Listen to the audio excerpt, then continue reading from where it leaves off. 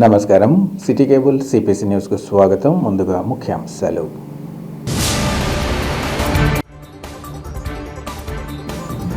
తమ ఉనికిని కాపాడుకోవడానికి వైసీపీ నేతలు రాష్ట్ర భవిష్యత్తును కణంగా పెట్టారు.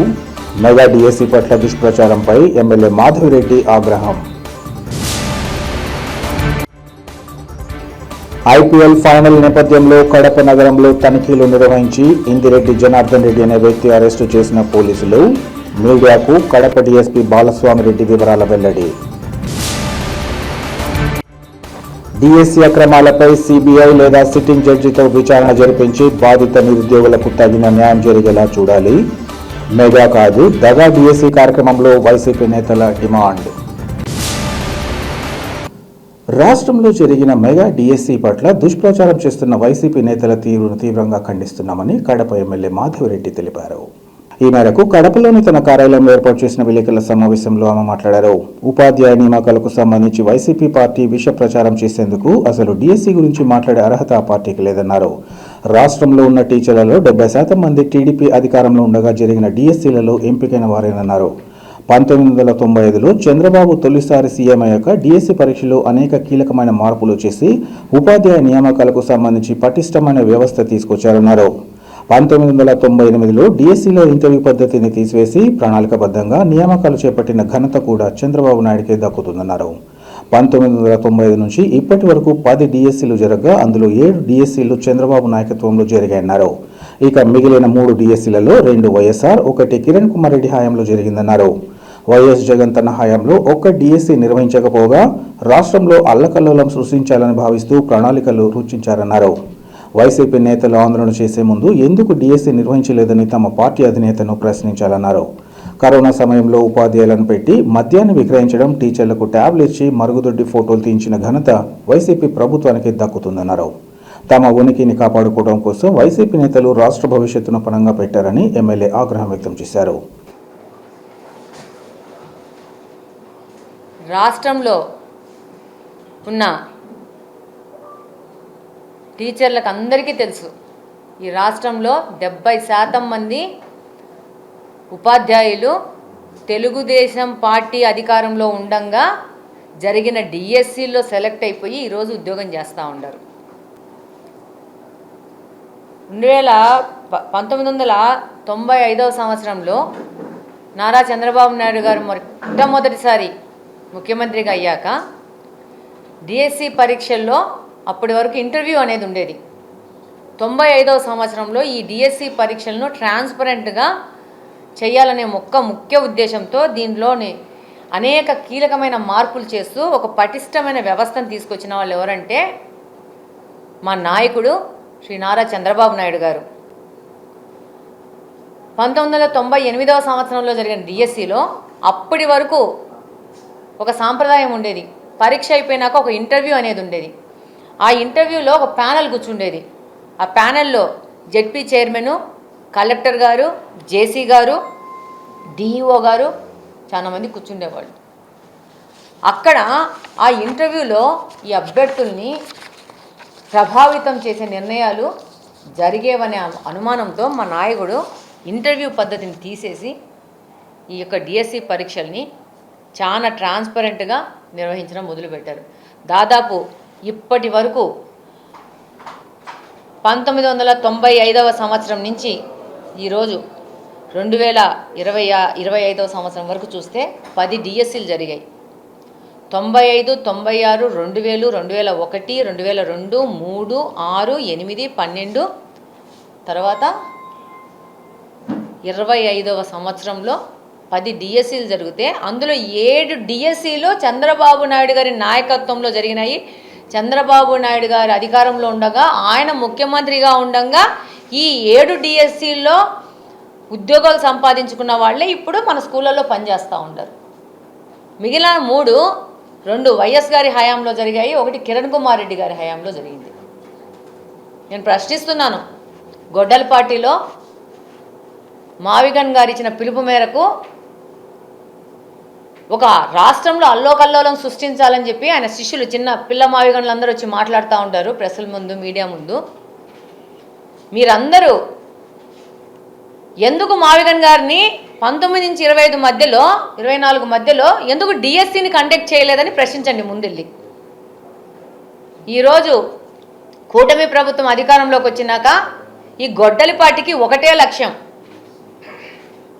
ఒక అస్థిరతను ఆంధ్రప్రదేశ్లో క్రియేట్ చేయాలా, సో ప్రజల మధ్యన ఒక కన్ఫ్యూజన్ క్రియేట్ చేయాలా, ఏదో జరిగిపోతుంది ఆంధ్రప్రదేశ్లో అన్నిట్లో ఏదో అవకతవకలు జరిగిపోతున్నాయని చెప్పేసి వాగి పెడితే ప్రజల్లో అమాయకమైన ప్రజలు ఒక కన్ఫ్యూజన్ తీసుకొని వచ్చి పెడితే అది నిజమైపోతుంది అనుకుంటా ఉండరు. కానీ వాళ్ళ ప్రజలకు అందరికీ తెలుసు 19 నుంచి 24 మధ్యలో మీ బాస్ మావిగన్ గారు ఒక డిఎస్సిని కూడా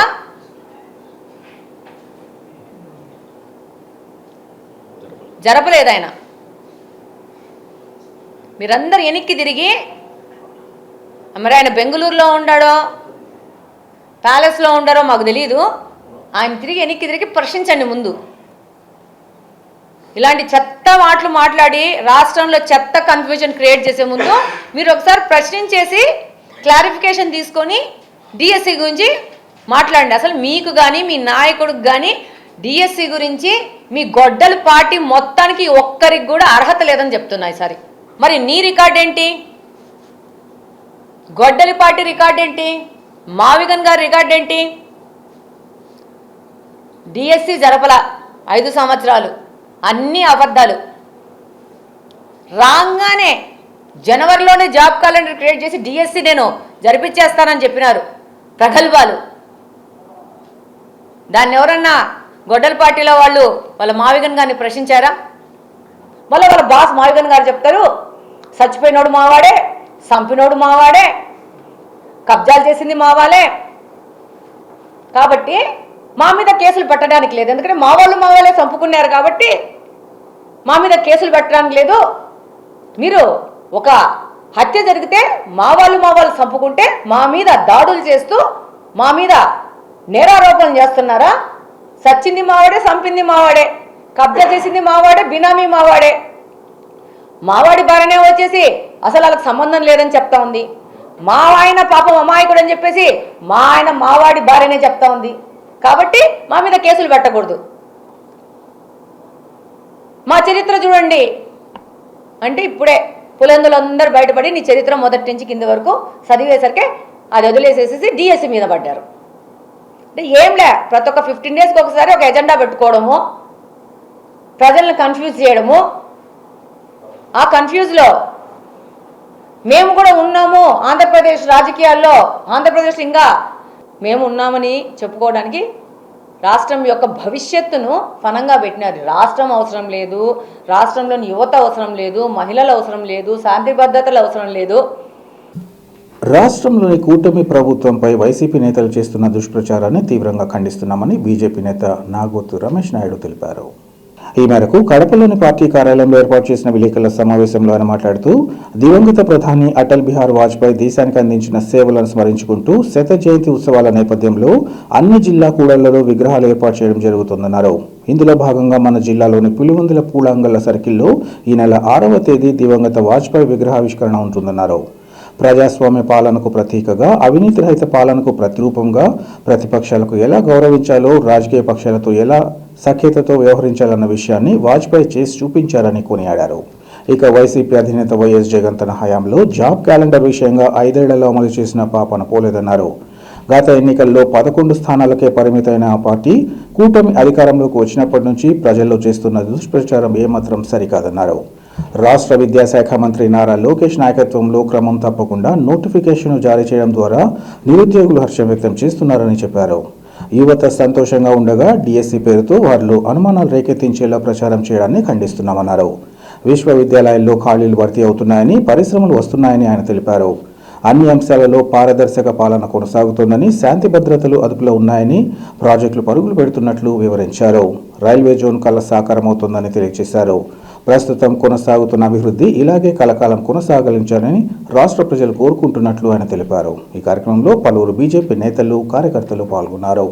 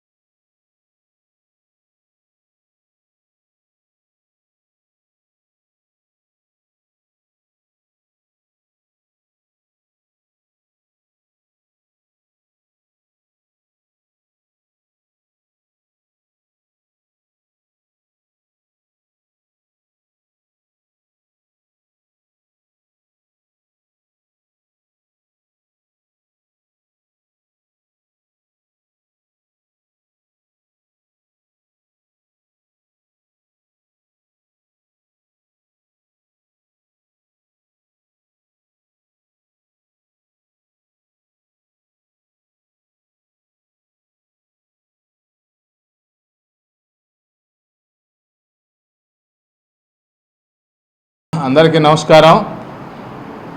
ఈ రాష్ట్రంలో అటల్ బిహారీ వాజ్పేయి గారికి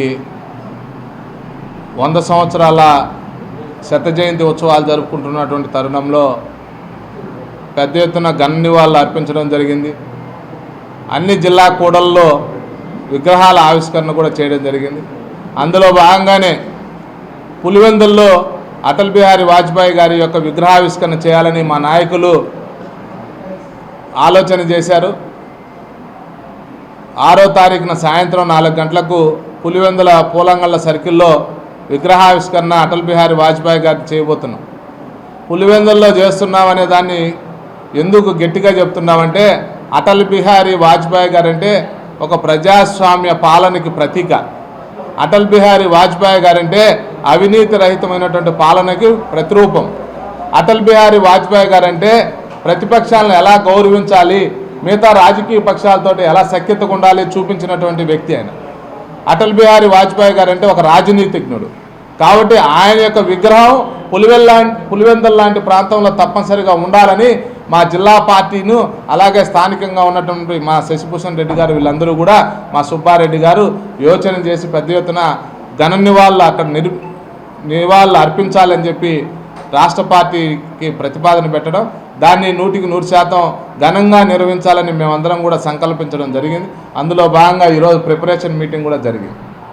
ఈ రాష్ట్రంలో వైకాపా అధికారం నుంచి పోయినప్పటి నుంచి నేటి వరకు కూటమి ప్రభుత్వం చేసేటువంటి ప్రతి పనిని అవాకులు చవాకులు విషప్రచారం చేయడం మీదే దృష్టి పెట్టున్నారు తప్ప ఒక నిర్మాణాత్మకమైనటువంటి సూచన చేద్దామన్నటువంటి పాపాన పోలే. ఉదాహరణకి జగన్మోహన్ రెడ్డి గారు ఏం చెప్పారు, యువతను దృష్టిలో పెట్టుకొని నేను అధికారం లేకొస్తే ప్రతి ఏటా జాబ్ క్యాలెండర్ టెన్షన్గా జనవరి 1వ రోజే వేస్తా అని చెప్పాడు. మరి వేసాడా? 5 సంవత్సరాల కాల వ్యవధిలో ఏ రోజు కానీ ఆయన జాబ్ క్యాలెండర్ని రిలీజ్ చేసినటువంటి పాపాన పోలే. ఇది వాస్తవం. వైకాపా వాళ్ళు దాని మీద చర్చిస్తామంటే బీజేపీ సవాల్ చేస్తుంది కూటమి తరఫున. ఆయన ఈరోజు లోకేష్ గారి నాయకత్వంలో అవునన్నా కాదన్నా అద్భుతంగా నోటిఫికేషన్లన్నీ వస్తున్నాయి. యువతంతా కూడా సంతోషంగా పోటీ పరీక్షలకు పాల్గొంటున్నారు. పారదర్శకంగా పరీక్షలు నిర్వహించారు. చివరికి దాని మీద కూడా అవాకులు పేలడం, అనుమానాలు రేకెత్తించే విధంగా తన విషప్రచారం చేయడం ఏదైతే ఉందో దీన్ని తీవ్రంగా ఖండిస్తుంది. డిఎస్సిలో జరిగిన అక్రమాలపై సిబిఐ లేదా సిట్టింగ్ జడ్జితో విచారణ జరిపించి బాధిత నిరుద్యోగులకు తగిన న్యాయం జరిగేలా చూడాలని వైసీపీ జిల్లా అధ్యక్షులు రవీంద్రనాథ్ రెడ్డి, ఎమ్మెల్సీ రామచంద్రారెడ్డిలు డిమాండ్ చేశారు. వైసీపీ యువజన విభాగం ఆధ్వర్యంలో ఈరోజు కలెక్టరేట్ ఎదుట మెగా కాదు దగా డిఎస్సి కార్యక్రమాన్ని నిర్వహించారు. ఈ సందర్భంగా వారు మాట్లాడుతూ కూటమి ప్రభుత్వం నిర్వహించిన డిఎస్సిలో 16,000కు పైగా పోస్టులు భర్తీ చేస్తామని చెప్పారని, అయితే ఈ డిఎస్సిలో పేపర్ లీకేజ్ వల్ల మెరిట్ విద్యార్థులకు తీవ్ర అన్యాయం జరిగిందన్నారు. ఏపీపీఎస్సీలో తాత్కాలిక ఉద్యోగిగా ఉన్న నవీన్ అనే వ్యక్తికి మొదటి ర్యాంక్ వచ్చిందని, అతని వల్లే పేపర్ లీక్ అయిందని అన్నారు. అతను ఎంతమందికి ఆ పేపర్ను లీకేజ్ చేశారో తెలియదన్నారు. అతనికి ఎందుకు ఉద్యోగం ఇవ్వలేదనే దానిపై అధికారుల వద్ద స్పష్టమైన సమాధానం లేదన్నారు. అలాగే డిఎస్సిపై ఎలాంటి ఫిర్యాదులు రాలేదని ప్రభుత్వం చెబుతున్న మాటలు పూర్తి అవాస్తవమన్నారు. ఈ ప్రభుత్వం 16,000 డిఎస్సి పోస్టులు భర్తీ చేస్తుంటే 96 ఆరోపణలు వచ్చాయన్నారు. డిఎస్సి టెట్ పాస్ అయిన వారికి కాకుండా డైరెక్ట్గా శాప్ ద్వారా పోస్టులు భర్తీ చేసి మెరిట్ విద్యార్థులకు అన్యాయం చేశారన్నారు. డిఎస్సిలో జరిగిన అక్రమాలపై విద్యాశాఖ మంత్రి లోకేష్ వివరణ ఇవ్వాలని, లేని పక్షంలో నిరుద్యోగుల తరపున తాము పోరాటం చేస్తామని వారు తెలిపారు. ఇప్పటికైనా డైవర్షన్ పాలిటిక్స్ మార్కొని డిఎస్సి అక్రమాలపై నిగ్గు తేల్చకపోతే నిరుద్యోగులు తగిన రీతిలో బుద్ధి చెప్తారని వారు హెచ్చరించారు. ఈ సమావేశంలో వైసీపీ నేతలు తదితరులు పాల్గొన్నారు.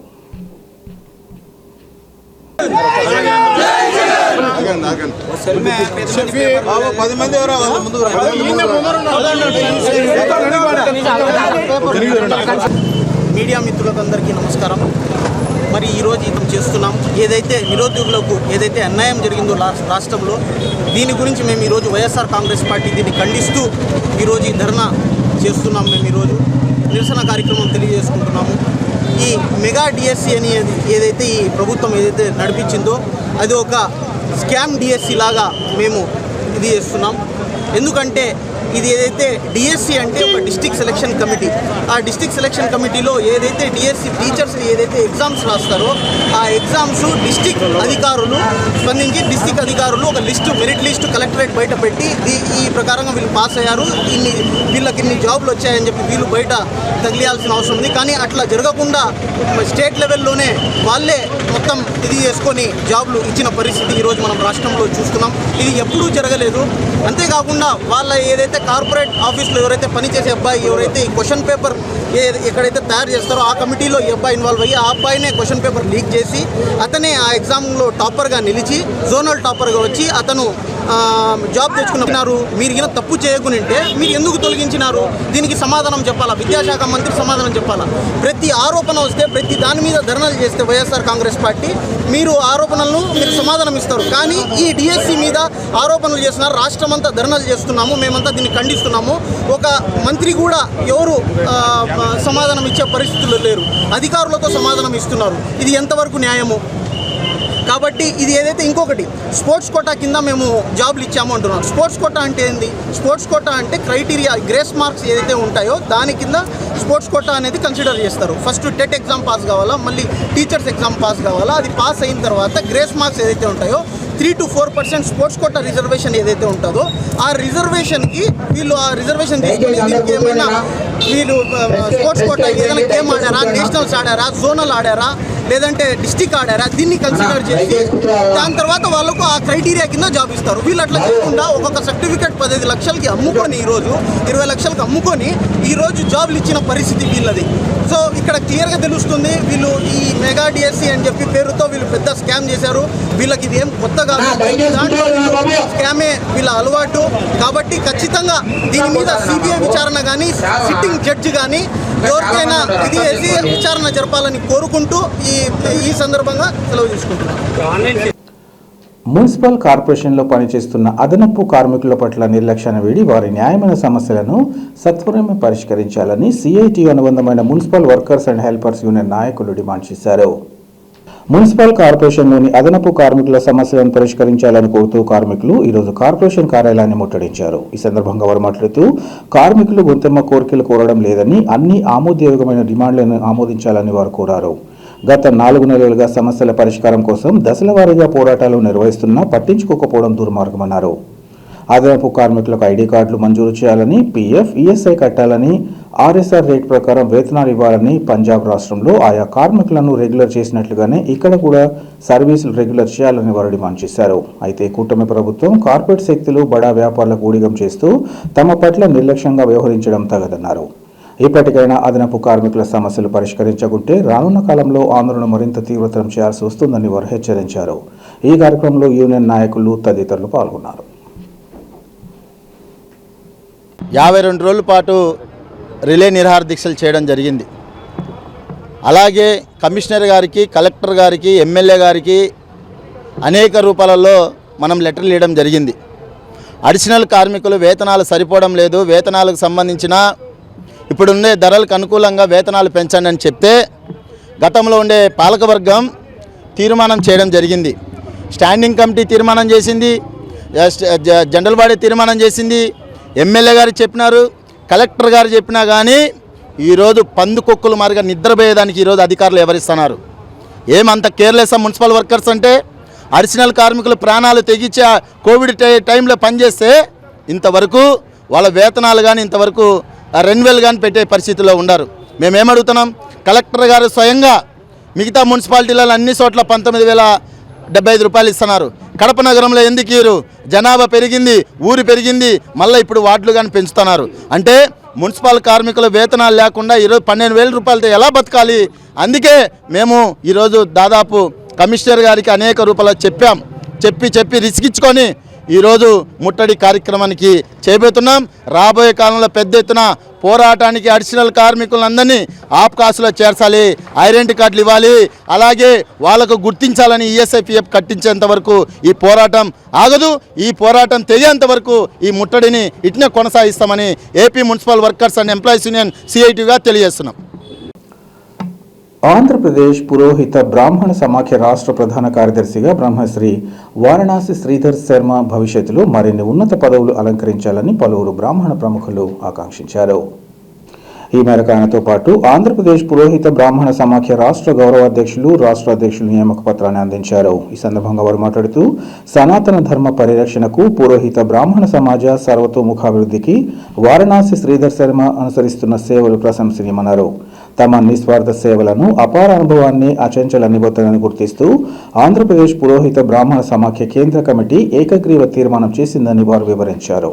అలాగే రాష్ట్ర గౌరవ అధ్యక్షులుగా బ్రహ్మశ్రీ పొదిల నారాయణమూర్తి, రాష్ట్ర అధ్యక్షులుగా బ్రహ్మశ్రీ తెన్నేటి విద్యాధర శాస్త్రి సునీలను కూడా నియమించారు.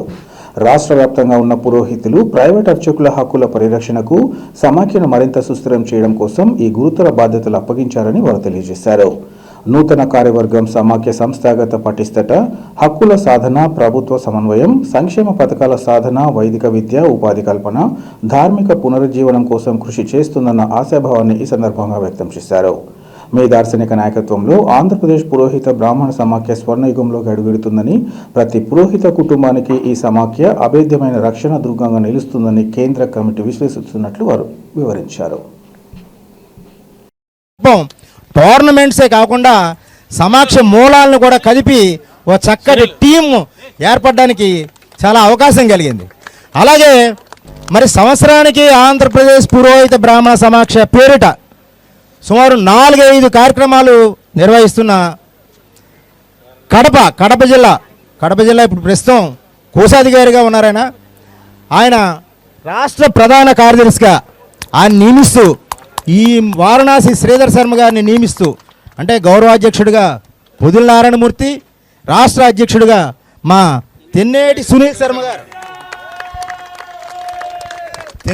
శర్మ గారు మరియు అనుకోని పరిస్థితుల్లో రాలేకపోయారు. కానీ వారణాసి శ్రీధర్ శర్మ గారు, వీరు ముగ్గురు కలిపి రాష్ట్రంలో రాష్ట్ర కమిటీని, జిల్లాల కమిటీలని అన్నిటిని కూడా నియమించి, మనం ఏ సంస్థకు కూడా మనం పోటీ కాదు, అన్ని సంస్థలు కూడా మనకి బంధువులే. మన లక్ష్యం ఒకటే. కడప నగరం శాస్త్రినగర్, అక్కాపల్లిలో తనిఖీలు నిర్వహించి ఇందిరెడ్డి జనార్దన్ రెడ్డి అనే వ్యక్తిని అరెస్ట్ చేసి మద్యం బాటిళ్లు, నగదు, ఎలక్ట్రానిక్ పరికరాలు స్వాధీనం చేసుకున్నామని కడప డీఎస్పీ బాలస్వామిరెడ్డి తెలిపారు. కడప నగరంలోని తన కార్యాలయంలో ఏర్పాటు చేసిన విలేకరుల సమావేశంలో డీఎస్పీ నిందితుడి అరెస్టు వివరాలను వివరించారు. జిల్లా ఎస్పీ షెల్కే నచికేత్ విశ్వనాథ్ ఆదేశాల మేరకు తాలూకా సీఐ నరసింహరాజు ఆధ్వర్యంలో సోమవారం రాత్రి ఐపీఎల్ ఫైనల్ మ్యాచ్కు సంబంధించి ఆన్లైన్ క్రికెట్ బెట్టింగ్ నిర్వహిస్తున్నట్లు గుర్తించామన్నారు. ఈ మేరకు దాడులను నిర్వహించి ఇందిరెడ్డి జనార్దన్ రెడ్డిని అదుపులోకి తీసుకుని ల్యాప్టాప్, మొబైల్ ఫోన్లు, wifi router, cash counting machine స్వాధీనం చేసుకున్నామని తెలిపారు. ఇతను తన సబ్ బుకీల యూజర్ ఐడీలు, యూఆర్ఎల్ లింకులు పంపించి వాటి ద్వారా ప్రజల నుంచి డబ్బును పందెంగా స్వీకరిస్తూ ఆన్లైన్ క్రికెట్ బెట్టింగ్ కార్యకలాపాలు నిర్వహిస్తున్నట్లు విచారణలో తేలిందన్నారు. అలాగే కస్టమర్లను ప్రోత్సహించేందుకు ఎలాంటి ప్రభుత్వ అనుమతులు లేకుండా 12 మద్యం బాటిళ్లు అక్రమంగా నిల్వ ఉంచినట్లు గుర్తించామన్నారు. ఈ కేసులో మాధవరెడ్డి, నరేష్, గోల్డ్ శేఖర్, గూగిళ్ల చాణక్య, రెడ్డయ్య రెడ్డి, హరినాథ్, ఆమంచి కళ్యాణ్ చక్రవర్తి, షేక్ ఇమ్తియాజ్, జయప్రకాష్తో పాటు మరికొంతమంది కోసం గాలిస్తున్నామన్నారు. కేసులో నిందితులను గుర్తించి ఆన్లైన్ క్రికెట్ బెట్టింగ్, అక్రమ మద్య నిల్వ వ్యవహారాన్ని వెలికి తీసి కీలక ఆధారాలతో పాటు నగదు, ఇతర ఆస్తులను స్వాధీనం చేసుకోవడంలో కృషి చేసిన పోలీసు అధికారులు, సిబ్బందిని డీఎస్పీ ఈ సందర్భంగా అభినందించారు.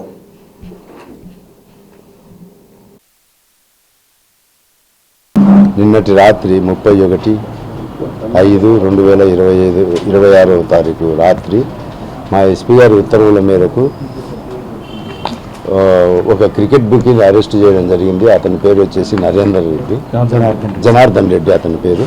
అతని దగ్గర నుంచి 11 లిక్కర్ బాటిల్స్, వాటిలో ఫారిన్ మేడ్ వచ్చేసి 6 లిక్కర్ బాటిల్స్ ఫుల్ బాటిళ్ళు, తర్వాత 7 లక్షల క్యాష్, తర్వాత మనీ కౌంటింగ్ మిషను, 5 సెల్ ఫోన్లు, ఒక ల్యాప్టాప్ స్వాధీనం చేసుకోవడం జరిగింది. అతన్ని విచారించగా మాధవరెడ్డి అనే అతనికి మెయిన్ క్రికెట్ బుకీగా చెప్పినాడు.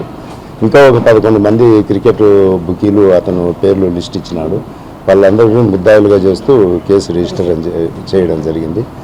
దాంట్లో ఇన్వెస్టిగేషన్లో భాగంగా మిగతా ముద్దాయిలను కూడా త్వరలో అరెస్ట్ చేస్తాం. అది జరిగిన తర్వాత అది కూడా చెప్తాను. చెప్పేసిన దాంట్లో కూడా ముద్దాయి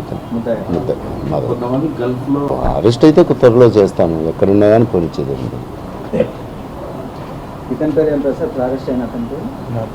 జనార్దన్ రెడ్డి, ఇందిరెడ్డి జనార్దన్ రెడ్డి.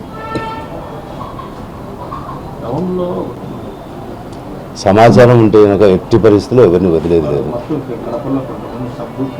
మాకు సమాచారం వస్తే ఎవరిని వదిలేదే ఉండదు.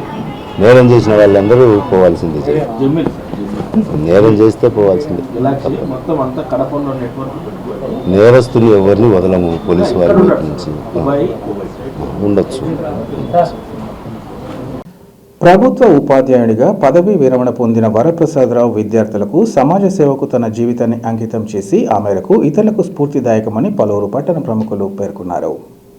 వేంపల్ల పట్టణంలో కవి ఆధ్యాత్మిక శిక్షణ కేంద్రం ఆధ్వర్యంలో 6 నుంచి 16 సంవత్సరాల వయసు గల పిల్లలకు గత నెల రోజులుగా గాంధారి విద్యా శిక్షణ కార్యక్రమాన్ని నిర్వహించి శిక్షణ పొందిన విద్యార్థులకు పోటీలు నిర్వహించారు.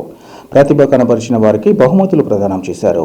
శిక్షణ పొందిన విద్యార్థులు కళ్లకు గంతలు కట్టుకుని రంగులు గుర్తించడం, పుస్తకం చదవడం, నోట్స్ రాయడం, స్మెల్ ద్వారా మనుషులు వస్తువులను గుర్తించడం, కరెన్సీ నోట్లపైన ఉన్న అతి చిన్న అక్షరాలను సైతం చదవడం, డ్రాయింగ్ చేయడం, వాకింగ్, రన్నింగ్, సైకిల్ మరియు బైక్ రైడింగ్ చేయడం జరిగిందన్నారు. ఇవే కాకుండా కళ్లకు గంతలు కట్టుకుని చెస్, క్యారమ్స్, షటిల్ ఇంకా క్రికెట్ ఆడి ఔరా అనిపించుకుని ప్రజలందరినీ మురిపించి మరిపిస్తున్నారన్నారు. ఈ కార్యక్రమం ముగింపు సందర్భంగా ఈ శిక్షణ కేంద్ర గురూజీ కవి వరప్రసాదరావు మాట్లాడుతూ ఈ శిక్షణలో ధ్యానం ఇంకా శ్లోకాలు, చాంటింగ్ ద్వారా ప్రత్యేకమైన పద్ధతిలో పిల్లలకు థర్డ్ ఐ యాక్టివేషన్ చేయడం జరుగుతుందన్నారు.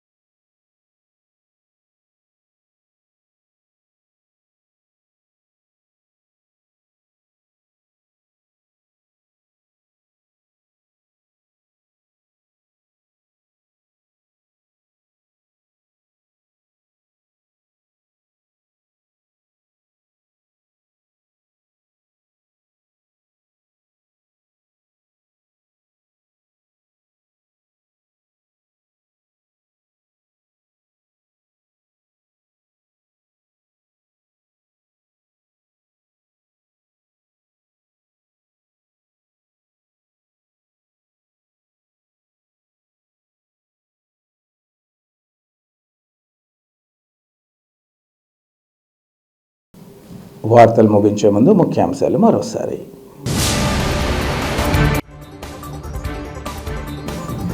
తమ ఉనికిని కాపాడుకోవడానికి వైసీపీ నేతలు రాష్ట్ర భవిష్యత్తును కణంగా పెట్టారు. మెగా డిఎస్సీ పట్ల దుష్ప్రచారంపై ఎమ్మెల్యే మాధవిరెడ్డి ఆగ్రహం. ఐపీఎల్ ఫైనల్ నేపథ్యంలో కడప నగరంలో తనిఖీలు నిర్వహించి ఇందిరెడ్డి జనార్దన్ రెడ్డి అనే వ్యక్తి అరెస్టు చేసిన పోలీసులు. మీడియాకు కడప డీఎస్పీ బాలస్వామిరెడ్డి వివరాల వెల్లడి. డిఎస్సీ అక్రమాలపై సిబిఐ లేదా సిట్టింగ్ జడ్జితో విచారణ జరిపించి బాధిత నిరుద్యోగులకు తగిన న్యాయం జరిగేలా చూడాలి. మెగా కాదు దగా డిఎస్సీ కార్యక్రమంలో వైసీపీ నేతల demand. City cable CPC news ఇంతటితో సమాప్తం. నమస్కారం.